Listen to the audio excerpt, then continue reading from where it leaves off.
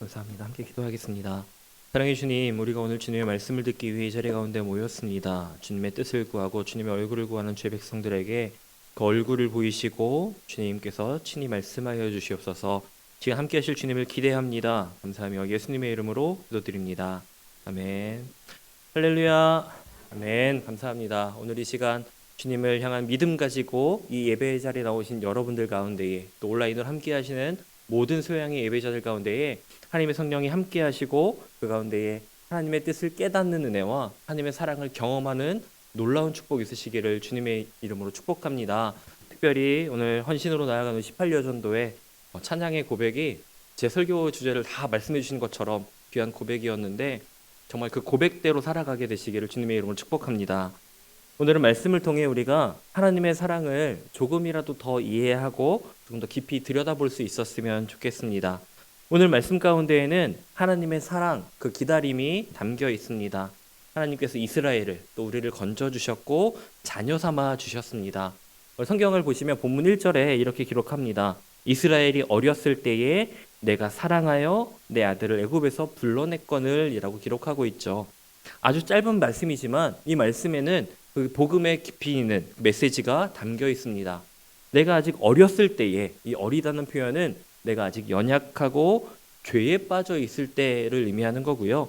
내가 사랑하여, 이것은 우리가 하나님을 사랑하기 이전에 하나님이 먼저 우리를 사랑하셨다. 하나님의 사랑이 먼저 있었다라는 것이고, 그때에 그 자녀를 사랑으로 건져주시고 애굽에서 불러내주셨다. 애굽에서 건져내주셨다. 죄에서, 죽음에서 건져내주셨다는 것을 우리에게 알게 해주는 것입니다. 우리가 한 것이 아니라 하나님의 그 사랑과 열심히 우리를 구원해 주셨고요. 은혜 안에 살아가는 우리 자녀는 우리를 그 구원해 주시는 은혜를 누리며 살아가는 것입니다.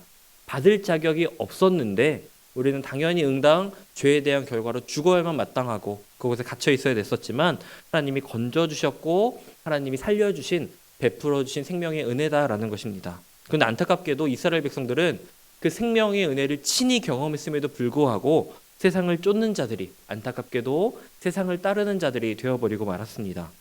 그래서 2절에 보면 그들의 모습을 이렇게 표현합니다. 선지자들이 그들을 부를수록 그들은 점점 멀리하고 바알들에게 제사하며 아로 생긴 우상 앞에서 분향하였느니라. 하나님이 사랑과 은혜를 베푸셨음에도 불구하고 그들은 그 사랑을 잊어버리고 하나님을 떠나갔습니다. 그래서 하나님은 안타까운 마음으로 주의 종들을 보내셔서 거기 아니야, 돌아와 라고 계속해서 말씀하셨어요. 그런데도 불구하고 그 선지자들이 아무리 말해도, 선지자들이 그들을 부를수록 그들은 점점 멀리 했다라고 오늘 성경은 기록하고 있습니다.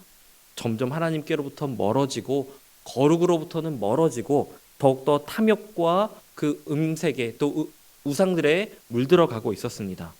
그런데 이때가 지금 언제냐면 이스라엘의 배경은 가장 힘이 있고 부강하고 세상적으로 볼 때는 가장 능력이 있다고 여겨지는 가장 위대한 때를 보냈던 이스라엘의 모습이라는 것입니다. 세상의 눈으로 보면 너무나도 잘 나가는 이스라엘이었어요. 다른 나라들이 건드리지 못하고 다른 나라들이 이스라엘에게 조공을 바치고 눈치를 봐야 했던 때였습니다. 그런데 하나님의 눈으로 보면 가장 위태롭고 위험하고 빨리 돌이키지 않으면 정말 하나님이 심판의 때를 준비하고 계시는 그런 때였다는 것이지요. 근데 그들은 하나님의 사랑에서 떠나 하나님의 사랑을 잊어버리고 은혜를 저버리고 죄에 먹혀버렸다라는 것입니다. 그래서 그 모습이 안타까우셨던 하나님 이스라엘 백성들에게 말씀하시길, 지난 날을 돌아봐라. 지난 날에 지금까지 너희를 인도했던 나의 은혜를, 그 사랑을, 그 인도함을 너희가 기억하라라고 우리에게 말씀하시는 것입니다. 3절에서 4절이에요. 그러나 내가 에브라임에게 걸음을 가르치고 내 팔로 안았음에도 내가 그들을 고치는 줄을 그들은 알지 못하였도다. 내가 사람의 줄, 곧 사랑의 줄로 그들을 이끌었고 그들에게 대하여 그 목에서 멍에를 벗기는 자 같이 되었으며 그들 앞에 먹을 것을 두었도다. 무슨 말이냐면 하나님이 말씀하시는 거예요. 너 생각해봐. 지난날에 너에게 걸음을 가르치고 너희를 이끌어주고 필요한 것 먹을 것 다 채워준 게 나야. 내가 너희를 그렇게 삶을 항상 동행하고 필요를 채워주고 너희 삶을 인도해줬는데 너희를 살리고 너희를 지금까지 함께한 나는 왜 잊어버리고 왜 거기로 가는 거니? 돌아와 라고 그들에게 말씀하고 계시는 거죠. 지난날 받았던, 너희와 함께했던 그 하나님의 사랑과 은혜를 기억하라라고 말씀하고 계시는 것입니다. 하나님의 사랑과 은혜, 그 인도하신 덕분에 오늘이 있는 것인데, 오늘 내가 지금까지 누려온 것이 내가 당연한 것이 아닌데, 아까 찬양했던 것처럼 당연한 것이 하나도 없는 것인데 그들은 당연한 것으로 여기고 하나님을 잊어버리고 있었다는 것이죠. 그래서 하나님 대신 애굽을 의지했던 그 자리로 돌아가고 결국 아수르에 의해서 멸망하게 되었던 것입니다. 왜 이스라엘 백성들은 그 하나님의 기적을 친히 경험했음에도 불구하고 그렇게 하나님의 은혜를 잊으면서 살아가게 되었을까요? 성경은 그 이유를 이렇게 얘기합니다. 오늘 5절 말씀인데요. 그들은 애굽 땅으로 되돌아가지 못하겠거늘 내게 돌아오기를 싫어하니 아수르 사람이 그 임금이 될 것이라. 말씀 가운데 분명히 이야기합니다. 내게 돌아오기를 싫어하니. 이스라엘 백성들은 자신들이 죄에 있음을 선지자의 말씀을 통해 알았음에도 불구하고 하나님께로 돌아가는 것, 거룩으로 회복되는 것, 그 영적으로 회복되는 것을 그들이 싫어했다라고 얘기하고 있습니다. 하나님께 돌아오는 것을 싫어했다는 거예요. 주님의 은혜를 바라보지 않고 주님께로 나아가지 않았고 그것이 우리의 죄성인 것을 알면서도 자신들이 죄에 속해 있다는 것을 알면서도 나는 죄에 속한 것이 좋사오니 이 세상의 쾌락과 그 만족 내가 이것을 포기하지 못하고 하나님을 오히려 버리고 하나님께 돌아가기를 싫어했다라고 성경은 이야기하고 있습니다. 하나님으로부터 우리가 왜 멀어지는가? 성경은 하나님께 돌아가기를 우리가 싫어한다고 얘기합니다. 사도 바울도 로마서에서 그렇게 동일하게 얘기했습니다. 로마서 1장 28절에 그들이 마음에 하나님 두기를 싫어하매라고 사도 바울도 얘기했거든요. 이 마음에 우리 마음속에 하나님 두기를 싫어한다라는 거예요. 이게 죄라는 겁니다. 다른 게 우리가 도둑질을 하고 다른 사람을 때리고 그래야 죄를 짓는 것이 아니라 이 마음에 하나님이 없고 예수님이 없는 것 자체가 죄라는 것인데 이스라엘 백성들은 지금 그 마음속에 하나님을 두기를 원하지 않고 있다라는 것입니다. 그래서 우리는 죄에 빠지게 되고 하나님이 계시지 않은 죄로 가득한 우리의 마음은 완악해지게 되고요. 하나님께 돌아가기를 원하지 않는 그저 세상에 속하여 세상의 만족과 쾌락을 누리며 살아가기를 원하는 죄에 속한 존재로 전락해 버린다는 것입니다. 애굽에 대한 미련을 버리지 못하고 헛된 것에 기웃거리고 다른 길로 가버렸던 그 모습이 바로 이런 모습입니다. 그들의 마음 안에 하나님이 계시지 않았기 때문에 하나님을 마음에 모시고 있지 않기 때문에 그 마음이 완악해져서 다른 길로 가버렸어요. 근데 이 말씀을 거꾸로 되짚어보면 이 상황 자체는 그 이스라엘 백성들에게 하나님이 없고 그 마음에 하나님을 모시지 않아서 죄로 빠졌구나. 너무나도 안타까운 모습이지만 그 말씀을 뒤집어서 생각해보면 우리가 하나님을 모시고 살게 되면 내 마음속에 내 삶 속에 예수 그리스도를 모시고 살게 되면 우리는 주님의 인도하심과 주님의 은혜를 충만하게 누리며 살아갈 수 있다는 것입니다. 여러분 그것을 믿으십니까? 여러분의 삶 가운데도 그런 은혜가 있으셨으면 좋겠습니다. 내 안에 다른 것, 세상의 가치, 죄가 가득한 것이 아니라 예수 그리스도를 모시고 살고 하나님을 모시고 살면서 하나님께서 부어주시는 놀라운 은혜와 축복을 우리가 매일매일 누리며 살아가야 되는 것이지요. 내 마음에 주님을 모시고 살아가면 주님과 동행하며 살아가면 헛된 길로 빠지지 않고 오직 주님의 나라로 하나님의 나라로 바른 길로 걸어 나갈 수 있는 것입니다. 예수님이 걸어가셨던 그 길 그대로요. 성경에 보면 같은 상황과 같은 조건이 있었지만 전혀 다른 결과를 마주했던 두 사람이 있습니다. 하나님께서 은혜로 왕으로 세우셨던 초대왕 사울과 다윗 왕이 바로 그 두 사람입니다. 어떤 이야기냐면 먼저 사울 왕 하나님의 은혜로 이스라엘의 첫 번째 왕이 되었습니다. 기름 부음 받아 왕이 되었고 그렇게 하나님의 은혜로 정말 이스라엘의 처음 왕으로서 그 명성과 명예를 가질 수 있는 사람이었으나 그의 마음 가운데에 하나님을 향한 마음이 아니라 개인의 욕심과 교만이 들어가게 됩니다. 그래서 그는 제사장이 드려야 할 제사를 자기가 드리게 되고요. 하나님은 전리품을 취하지 말라 하셨는데 그것을 취하게 되고 또 하나님의 뜻을 묻는다면서 신접한 여인에게 가서 죽은 사무엘의 영을 불러달라고 하는 그런 어리석은 모습을 보여주기도 합니다. 하나님의 은혜가 있었지만 그는 하나님의 은혜를 기억하지 않고 하나님의 은혜를 붙잡지 않는 삶의 모습을 갖게 되면서 결국 하나님이 그를 왕의 자리에서 내려오게 하시는 거죠. 그런데 한편 다윗 왕, 우리가 선한 왕으로 기억하는 우리 다윗 왕도 하나님의 은혜로 왕이 되었습니다. 그런데 좋은 모습만 보여주었으면 좋겠지만 그도 연약한 모습이 있었고 죄를 짓게 되죠. 잘 아는 것처럼 그는 음욕에 져버려서 결국 밧세바를 범하게 되고 그 죄를 짓고 나서 그 죄를 덮기 위해 그의 남편 우리아를 더 큰 전쟁터로 보내서 죽게 만드는 죄를 죄로 덮으려고 하는 굉장히 어리석고 더 큰 죄를 짓는 그 다윗 왕의 모습을 우리는 기억하고 있습니다. 이렇게 사울도 죄를 범했고 다윗도 죄를 범했습니다. 둘 다 죄를 지었는데 사울은 하나님께 버려졌고 다윗은 하나님께서 회복시키시고 그를 인정해 주셨어요. 무슨 차이가 있을까요? 그러니까 사울은 죄를 짓고 끝까지 교만한 모습으로 이제 추락해 버렸지만 다윗은 자신의 죄를 깨닫고 하나님께 돌이켜 회개했던 모습을 보여주고 있습니다. 이 두 사람에게 중요한 차이가 있는데 사울은 회개하지 않았고 다윗은 회개를 했다는 것입니다. 다윗은 그 마음을 하나님께 돌이켰고 사울은 여전히 자기 뜻대로 걸어갔던 거예요. 그래서 사울은 끝내 버림받았고 다윗은 나중에는 죄를 범하긴 했지만 이스라엘의 가장 위대한 왕으로서 인정받고 그렇게 하나님께 돌아올 수 있었던 것이지요. 고린도전서 3장 16절에 이렇게 얘기합니다. 너희는 너희가 하나님의 성전인 것과 하나님의 성령이 너희 안에 계시는 것을 알지 못하느냐. 우리 마음은 하나님의 성전입니다. 하나님의 임재가 있는 곳이고 하나님을 예수 그리스도를 모시고 사는 곳이 우리 마음이라는 것입니다. 우리는 주님을 모시고 살아가는 존재예요. 그런데 그 마음의 중심에 하나님을 모시고 살지 않고 예수님을 모시고 살지 않고 그 자리에 이미 하나님의 자리로 내정이 되어 있는데 예수님만 오실 수 있는 자리인데 우리가 그 자리를 죄라는 것에 세상의 가치에 그 세상의 욕심에 그 자리를 내어줘 버린 거예요. 그러니까 예수님은 하나님은 우리 삶 가운데 마음 가운데 그 자리를 이루시고 안타까운 마음으로 태화나 그 마음의 문을 열어주렴 그 마음의 자리를 내게 내어주렴 하면서 여전히 그렇게 우리를 기다리고 계시는 것이지요. 그런데 우리의 완악해진 그 마음은 그것을 깨트리지 않고 하나님을 다시 초청할 수 있도록 예수 그리스도를 모실 수 있도록 회개하지 않고 여전히 세상의 것을 쫓아가고 세상의 것을 내 마음에 품고 살아가고 있기 때문에 하나님의 은혜가 경험되지 않고 여전히 죄 가운데 살아가고 있다는 것입니다. 문제가 있습니다. 우리 마음이 완악한 것은 알게 되었는데 우리 마음에 하나님을 예수 그리스도를 모시고 있지 않으면 죄가 된다는 것, 문제가 된다는 걸 알았는데 이 마음이 쉽게 깨지지가 않는 거예요. 이 마음이 쉽게 비워지지 않고 여전히 세상의 것을 품고 붙잡고 있다는 것입니다. 이 마음이 아주 딱딱해져서 생각은 주님께로 돌아가고 싶은데 내 마음은 그렇게 결단하고 다시 삶으로 돌아오면 하나님이 아닌 다른 것을 다시 품고 여전히 붙잡고 있는 우리 연약하고 죄의 본성에 붙잡혀 있는 그 모습을 보게 된다는 것입니다. 근데 이런 모습을 보였던 사람이 누가 있냐면 대표적으로 애굽의 바로 왕이 그랬습니다. 바로 왕은 그 이스라엘 백성들이 애굽을 탈출하기 전에 10가지 재앙을 하나님께서 보여주셨죠. 근데 저는 생각을 해봤어요. 그 10가지 재앙 중에 한 가지 재앙이라도 지금 이 순간 내게 있다면 나는 과연 견딜 수 있을 것인가? 여러분 혹시 생각해 보셨습니까?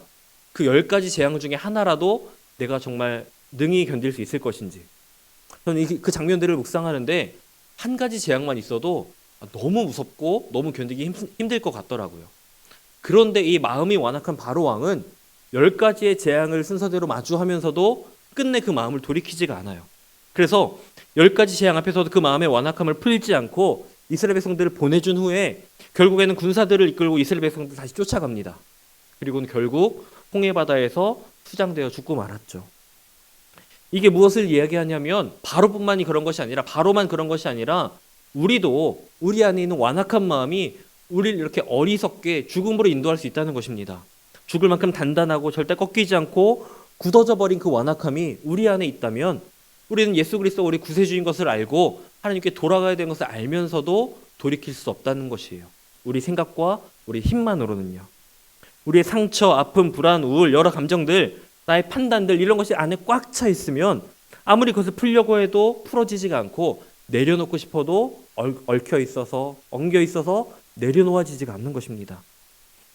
나 스스로 어떤 해답도 내릴 수 없어요. 그럼 어떻게 해야 될까요? 내 힘으로 할 수 없으면 누구의 힘을 받아야 될까요? 누구의 도움을 받아야 될까요?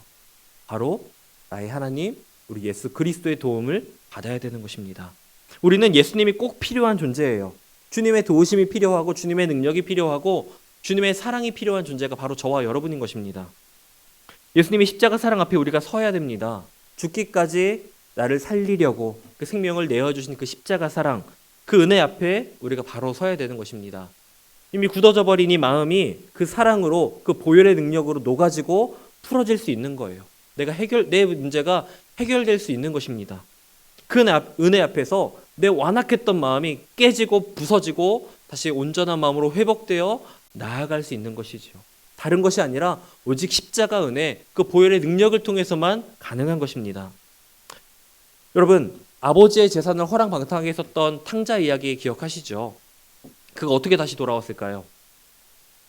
그 아들을 기다리는 아버지의 사랑이 있기 때문에, 아버지가 나를 기다리고 있다는 그 믿음이 있기 때문에 아버지에게라도 가면, 아버지에 나아가면 내 삶이 돌이킬 수 있다고, 회복될 수 있다는 믿음이 있기 때문에 그가 나왔던 것입니다. 그림을 보여주시면 렘브란트라는 화가가 그린 돌아온 탕자라는 그림이 있습니다. 이 그림에 보면 둘째 아들을 반겨주는, 안아주면서 반겨주는 아버지의 모습이 있고, 옆에는 불편한 모습으로 서 있는 첫째 아들의 모습이 그려지고 있습니다. 근데 칼럼에 이영진의 기호와 해석이라는 칼럼에서 제가 봤던 게 기억이 나는데요. 그 그림을 보면 그가 이런 해석을 내어놓습니다. 이 둘째 아들 한 장 더 넘겨주시면 둘째 아들 허리춤에 보면 칼이 하나 채워져 있어요.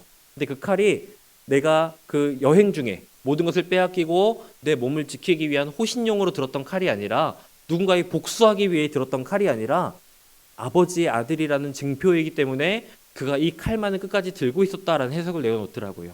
무슨 얘기냐면 그는 가지고 있던 재산을 모두 탕진했어요. 가진 것이 없고 뭐 하나라도 더 팔아 먹을 것을 하나라도 취하고 먹어야만 살 수 있었던 존재입니다. 그럼에도 불구하고 그 칼을 버리지 않았다는 건 내가 아버지의 자녀라는 것, 아버지의 아들이라는 이 증표가 마지막에 내게 희망이 되고 내가 마지막 붙잡을 수 있는 마지막 소망이었던 것을 그가 기억하고 있던 것이지요. 돈이 필요한 상황에 모든 걸 탕진하고 팔아먹고 빼앗기고 없어졌지만 아버지의 아들, 아버지의 자녀라는 이 표식만큼은 버리지 않고 잃어버리지 않고 끝까지 들고 아버지께로 나아왔습니다. 그래서 아버지도 아들이 돌아온 자체로도 기쁘지만 이 아들이 아버지의 자녀라는 그 표식을 버리지 않고 끝까지 붙잡고 지켜낸 것에 대해서 그 아버지가 더 환대하지 않았을까라는 해석을 내어놓았었습니다. 여러분, 이 탕자에게 있던 칼뿐만 아니라 우리에게도 하나님은 하나님의 자녀가 된 증표를 우리에게 주셨습니다. 다른 것이 아니라 우리가 믿고 있는 것, 우리가 붙잡고 있는 그것, 바로 예수 그리스도의 십자가죠. 예수 그리스도의 십자가를 우리에게 하나님의 자녀된 증표로 주셨습니다. 이제 우리는 진짜 우리가 붙잡아야 될 사랑이 무엇인지를 깨달아야 됩니다. 세상이 주는 쾌락과 탐욕, 이것이 내 사랑을 채워주고 내게 만족을 주는 것이 아니라 나를 죽음에서 건지신 그 예수 그리스도의 십자가 사랑이 결국 내게 세상이 줄 수 없는 풍요와 만족을 주는구나, 세상이 줄 수 없는 위로를 주는구나라는 것을 우리는 깨달아야 합니다. 이 사랑이 내게 부어졌는데 내가 주의 하나님의 자녀인데 이렇게 살면 안 되는 거 아닌가 하는 깨달음이 저와 여러분 가운데 있어야 되는 것이죠. 그 주님의 사랑이 내게 있는데도 하나님, 나 그 사랑 알아요, 믿어요 라고 하면서 처음 만났던 그 첫사랑의 감격에서 멈춰 있고 내 신앙이 더 이상 발전하지 않고 그 자리 가운데서 한 걸음 더 나아가지 않는다면, 여전히 완악한 마음으로 있다면 우리는 오늘 이 시간 주님의 그 사랑을 구하고 우리의 완악한 마음이 깨지고 부서지고 주님의 사랑으로 채워지기를 함께 구하며 나아갔으면 좋겠습니다. 그 사랑을 품어야 돼요. 그 사랑 안에 거해야 되고 그 사랑을 붙잡고 살아가야 되는 것입니다. 오늘 그것을 주님께서 우리에게 말씀해 주시는데 8절에 보면 하나님의 속마음과 같은 말씀을 우리에게 주십니다. 8절인데 우리 함께 8절 말씀 읽어보도록 하겠습니다. 시작. 에브라임이여 내가 어찌 너를 놓겠느냐, 이스라엘이여 내가 어찌 너를 버리겠느냐, 내가 어찌 너를 아드마같이 놓겠느냐, 너를 어찌 스보임같이 두겠느냐, 내 마음이 내 속에서 돌이키어 나의 긍휼이 온전히 불붙듯 하도다. 아멘. 자, 지금 이스라엘 백성이 지금 하나님을 배신하고 떠난 상태입니다. 그런데 하나님은 지금 이렇게 말씀하시는 거예요. 이스라엘이 너희가 나를 배신하고 떠났어도 그 사랑은, 나는 너희를 사랑해서 결코 포기할 수가 없어. 내가 어찌 너희를 버리겠냐, 내가 어찌를 너희를 놓아버리겠냐라고 말씀하고 계시는 것입니다. 내가 더 이상 이렇게 있을 수가 없다. 그래서 간절히 말씀하시는 거예요. 돌아와라. 내가 어찌 너희를 버릴 수 있겠느냐, 제발 돌이켜라 말씀하시는 거죠. 내가 널 사랑하는데 어찌 나를 버리고 떠날 수 있겠느냐. 어쩌면 저는 이 말씀을 묵상하면서 아버지가 아들에게 화내듯 말씀하시는, 짜증도 좀 섞여 있겠지만 내 마음을 몰라주는 아들에게 화가 섞인 말투로 말씀하시는 것 같은 하나님의 모습이 느껴졌습니다. 저라면 마음이 무너질 것 같은 거예요. 만약에 저희 아이들이 아무리 말해도 제 말을 듣지 않고 가지 말라는 대로만 가고 하지 말라는 것만 하면 그 속이 터져서 어떻게 살 건지 걱정이 되기도 했습니다. 내가 너를 사랑하는 것이 너무 크니까 하나님은 그럼에도 불구하고 너희가 아무리 그 죄를 짓고 딴 길로 새도 하지 말라는 것만 하고 있어도 내가 너를 너무 사랑해서 너희를 결코 버릴 수가 없다라는 것입니다. 그리고 내 마음이 내 속에서 돌이켜 나의 긍휼이 온전히 불붙듯하도다. 너를 향한 내 사랑이 여전히 불타고 있어서 내가 이 마음을 내려놓을 수가 없다라고 말씀하고 계시는 거예요. 여러분, 이것이 하나님의 사랑입니다.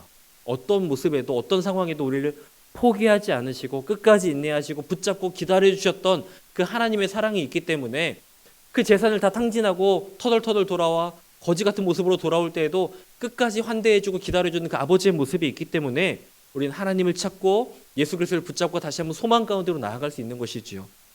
예수 그리스도를 이 땅에 보내주셔서 하나님은 그 십자가 사랑을 완성시켜 주셨습니다. 모든 죄를 감당하게 하셨고 그 은혜와 사랑을 믿는 자에게 하나님의 자녀가 되는 권세를 허락해 주셨어요. 오늘 이 자리에 있는 우리가 예수 그리스도를 믿기만 하면 영원한 생명을 누리는 구원의 은혜를 주시겠다고 약속하셨습니다.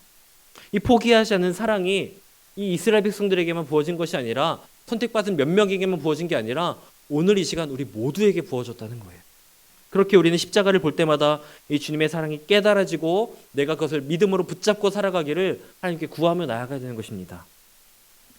근데 우리의 삶을 돌아보면 어때요? 우리가 그것을 알지만 우리의 시선이, 우리의 눈이 내 형편과 처지에 따라서 어떤 때는 정말 하나님께 깊이 감사하고 기쁨으로 나아가다가도 형편과 처지가 어려워지면 하나님 나한테 왜 이러세요? 라면서 하나님께 불평을 하기도 하고 내가 아무리 간절히 기도해도 당장 내 눈앞에 응답이 없으면 하나님 왜 내 기도 안 들어주세요? 라면서 불평하기도 하고 불만을 가지는 것이 연약한 우리들의 모습이라는 것이지요. 내 기도에 응답이 없으니까 내가 원하는 시기에 응답이 없으니까 하나님께 불평하고 불만하고 하나님을 의심하고 다른 것에서 위로와 만족을 찾으려는 연약한 모습들을, 연약한 믿음들을 보게 됩니다. 그런데 우리가 기억해야 될 것은 우리의 형편과 처지에 따라 하나님을 믿고 사랑하는 것이 아니라 내 처지가 어떻든 내 형편이 어떻든 내 상황과 마음이 어떻든지 간에 우리는 믿음으로 주님을 붙잡고 나아가야 된다는 것입니다. 십자가를 보면서 포기하지 않으시는 하나님의 사랑을 떠올리고 깨달을 수 있어야 되고요. 내 흔들리는 믿음을 붙잡고 십자가 앞으로 나아갈 수 있어야 되는 것입니다. 그러면 내 마음 가운데 십자가가 바로 서 있고 내가 그것을 바라보고 나아가고 그것을 붙잡고 살아가면 내 걸음이, 내 신앙이 잘못된 길로 들어갈 수가 없는 것이지요. 낙심과 우울과 절망에 빠질 이유가 없고 그 사랑을 붙잡고 사랑 안에 위로와 은혜를 얻으며 살아갈 수 있게 되는 것입니다.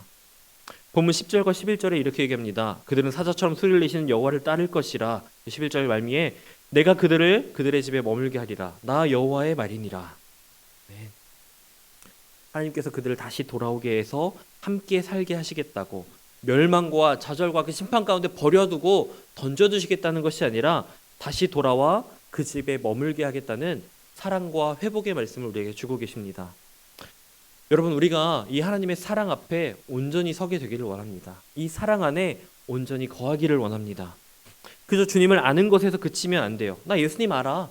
교회 다니니까 됐어. 주일 한번 예배 드렸으면 됐지 하는 그 정도면 됐어의 신앙에 머무는 것이 아니라 지금 상태에 안주하고 하는 것이 아니라 정말 주님을 인격적으로 만나서 매 순간 주님께 한 걸음 한 걸음 더 가까이 나아가기를, 내 삶이 주님을 더욱더 닮아가고 내 생각이, 내 삶의 모습이 더욱더 그리스도의 향기를 잘 전하고 나타낼 수 있는 삶이 되도록 기도하며 말씀에 붙들려 그 하나님을 따라 예수님을 쫓아 살아가야 되는 것입니다. 이 십자가의 사랑이 얼마나 놀랍고 큰 능력인지를 깨닫고 그 사랑이 날마다 경험되면 우리는 그것을 누리고 또 사람들이 전하며 살아갈 수밖에 없는 것이지요. 그렇게 되면 길에 나가서 사람들에게 예수 그리스도의 사랑을, 그 복음을 전할 수밖에 없고, 기도하는 자리에서 그 감격 가운데 나를 위한 기도뿐만이 아니라 세상 모든 사람들이 그 사랑을 경험하고 깨닫고 누리며 살아갈 수 있도록 기도할 수밖에 없다는 거예요. 하나님의 백성들은 정말 매 순간 하나님을 끊임없이 경험했던 때가 있습니다. 언제냐면 애굽을 탈출해서 가나안에 들어가기까지 그 광야의 모든 여정 가운데 그랬습니다. 애굽에서 나와 광야를 지나 가나안으로 들어가기까지 정말 그들은 매일매일 아침마다 하나님께서 내려주시는 만나와 메추라기를 먹으면서 공급해 주시는 하나님을 경험했고요. 또 뜨거운 태양과 그 차가운 밤 공기 가운데는 구름 기둥과 불 기둥으로 지켜주시고 또 그들의 갈 길을 보여주시는, 인도하시는, 지켜주시는 하나님을 그들이 경험했고, 또 가나안 땅에 들어갈 때는 정말 기적과도 같은 여리고성에 하나님의 명령대로 했을 때, 순종했을 때 무너지는 것을 그들이 경험했습니다. 이미 이스라엘 백성들의 삶 가운데에는, 그들의 인생 가운데에는 하나님의 말씀에 순종하면 기적이 일어난다. 내 삶 가운데에 하나님께서 역사하신다라는 그런 믿음의 경험들이 있었던 것입니다. 그런데 그들은 그 은혜의 과거를 잊어버렸던 거예요. 지난날의 은혜를 잊어버리니까 하나님의 선하심을 신뢰하지 못하게 되고 그 은혜를 잊어버리니 하나님을 바라보지 못하고 다른 것, 세상의 것, 우상들을 쫓아 살아가게 됐던 것이 오늘 말씀에 등장하는 안타까운 이스라엘 백성들의 모습인 것입니다. 그 은혜와 사랑이 바탕이 되지 못하니까 주님을 붙들고 살아가지 못했던 것입니다. 그래서 가나안 땅에 입성하기 전 이스라엘 백성들에게 하나님이 말씀하신 것은 광야에서의 그 지난 날들, 은혜를 그것을 잊지 말라라고 말씀하시는 것입니다. 그 척박한 땅 가운데 아무것도 없는 그곳에서 하나님이 함께 하시면서 입히시고 인도하시고 먹이시고 함께 하셨던 것, 그 은혜를 너희가 기억해라, 그 기적을 기억해라라고 말씀하시는 것이죠. 그래야지만, 그것을 기억해야지만 부족함이 없는 그 땅, 가나안 땅에 들어갔을 때에 그 마음을 빼앗기지 않고 그 믿음이 꺾이지 않고 하나님만 바라볼 수 있으니까 그 은혜를 기억하라라고 이스라엘 백성에게 말씀하셨던 것입니다. 그런데 이스라엘 백성들은 안타깝게도 그 과거를 잊어버렸어요. 애굽에서 노예 생활을 했던 그 고통의 시간도 잊어버렸고요. 홍해를 건넜던 기적도, 만나와 메추라기를 매일 아침 먹을 수 있었던 은혜도 잊어버렸고, 불기둥과 구름기둥도, 무너진 여리고성도 모두 잊어버렸습니다. 그들 안에는 하나님의 기적과 은혜에 대한 믿음이, 신뢰가 모두 사라져버렸습니다. 그러니까 하나님을 떠나서 죽음의 길로, 죄의 길로, 멸망의 길로 그들이 들어섰던 것이지요. 여러분은 어떠십니까? 예수님을 처음 만났던 그 감격, 또 내 삶에 찾아와 주셔서 내 기도에 응답해 주셨던 첫 기도 응답의 감격들, 그리고 내 삶의 필요를 채우시고 내 삶을 지켜 보호하시고 인도하시는 하나님의 은혜를, 오늘 이 순간 내가 있기까지 인도하신 하나님의 은혜를 잘 기억하고 계십니까? 아니면 이렇게 말을 꺼내야지만 한 번씩 생각이 나고 평소 삶 가운데는 잊고 살아가고 있지는 않으신가요? 지금 내 눈에 하나님의 은혜가 없는 것처럼 오늘 내 삶에 하나님이 정말 붙들고 계시는가? 정말 왜 내 기도에 응답을 하지 않으시고 왜 내게 이런 시련과 고통을 주시는가 하고 힘들고 어려운 마음이 찾아올 때가 있겠지만, 우리는 그런 상황조차도, 그런 상황이 오기까지도, 지금 이 순간까지도 우리가 하나님의 은혜 가운데 지금 이 순간 있을 수 있다는 것을 기억해야만 하는 것입니다. 그래야지만 그 은혜 안에서 주님에 향한 사랑이 시작되고 주님과 동행하는 길로 주님의 역사가 내 삶 가운데에 일어날 수 있게 되는 것입니다. 폴 트리비 지은 경외라는 책이 있습니다. 이 책에 보면 책 제목은 경외인데 부제목이 달려 있어요. 부제목이 뒤틀린 삶을 바로잡는 힘이라고 기록하고 있습니다.